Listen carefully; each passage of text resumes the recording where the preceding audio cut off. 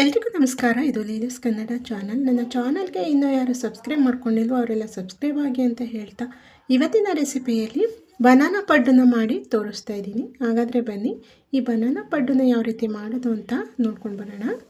Banana ಪಡ್ ಮಾಡ್ಕೊಳ್ಳೋದಕ್ಕೆ ನಾನಿಲ್ಲಿ 2 ಪಚ್ಚ ಬಾಳೆಹಣ್ಣು ತೊಗೊಂಡಿದ್ದೀನಿ, 3 ಏಲಕ್ಕಿ ಬಾಳೆಹಣ್ಣು ತೊಗೊಂಡಿದ್ದೀನಿ. ಬಾಳೆಹಣ್ಣು ನೀವು ಎಷ್ಟು ಬೇಕಾದ್ರೂ ತೊಗೊಳ್ಬೋದು, ಇಷ್ಟೇ ಬೇಕು ಅಂತ ಏನಿಲ್ಲ.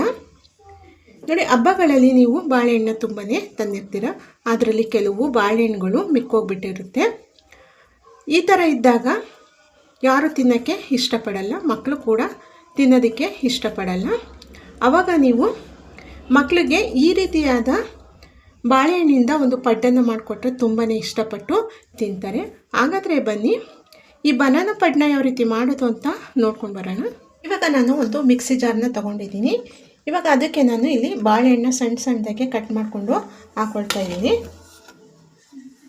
ಇಲ್ಲಿ ನಾನು ಒಂದು ಅರ್ಧ ಕಪ್ ಆಗೋಷ್ಟು ನಾನಿಲ್ಲಿ ಬೆಲ್ಲನ ಹಾಕ್ಕೊಳ್ತಾ ಇದ್ದೀನಿ. ನೀವು ಸಿಹಿ ನೋಡಿಕೊಂಡು ಹಾಕ್ಕೊಳ್ಳಿ.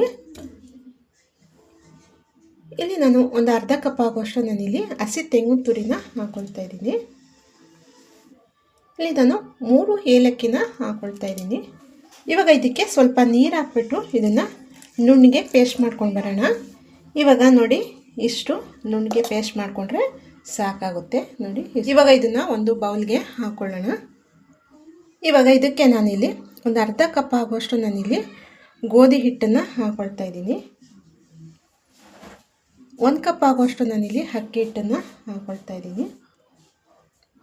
ಹಾಕ್ಕೊಂಡು ಇದನ್ನು ಚೆನ್ನಾಗಿ ಇಡ್ಲಿ ಹಿಟ್ಟಿನ ಅದಕ್ಕೆ ಇದನ್ನು ಚೆನ್ನಾಗಿ ಕಲಿಸ್ಕೋಬೇಕು, ತುಂಬಾ ತೆಳುಗೆ ಕಲಿಸ್ಕೋಬಾರ್ದು. ನೋಡಿ, ಇವಾಗ ಈ ಅದಕ್ಕೆ ಕಲಿಸ್ಕೊಂಡ್ರೆ ಸಾಕಾಗುತ್ತೆ. ನಿಮಗೆ ಗಟ್ಟಿ ಆಯಿತು ಅಂತಂದರೆ ನೀರು ಹಾಕ್ಕೊಂಡು ಕಲಿಸ್ಕೋಬೋದು. ನೋಡಿ, ಇಡ್ಲಿ ಹಿಟ್ಟಿನ ಅದಕ್ಕೆ ಕಲಿಸ್ಕೊಟ್ರೆ ಸಾಕಾಗುತ್ತೆ. ಇವಾಗ ಪಡ್ಡು ಮಾಡೋದನ್ನು ನೋಡೋಣ ಬನ್ನಿ. ಇವಾಗ ನಾನಿಲ್ಲಿ ಬನಾನಾ ಪಡ್ಡು ಮಾಡ್ಕೊಳ್ಳೋದಕ್ಕೆ ನಾನಿಲ್ಲಿ ಪಡ್ಡು ಹಂಚನ್ನು ಇಟ್ಕೊಂಡಿದ್ದೀನಿ.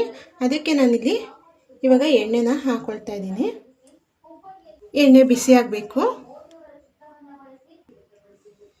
ಇವಾಗ ಎಣ್ಣೆ ಬಿಸಿ ಆದಮೇಲೆ ನಾವು ಮಾಡಿಟ್ಕೊಂಡಿದ್ವಲ್ಲ ಬಾಳೆಹಣ್ಣು ಹಾಕ್ಕೊಳ್ಳೋಣ.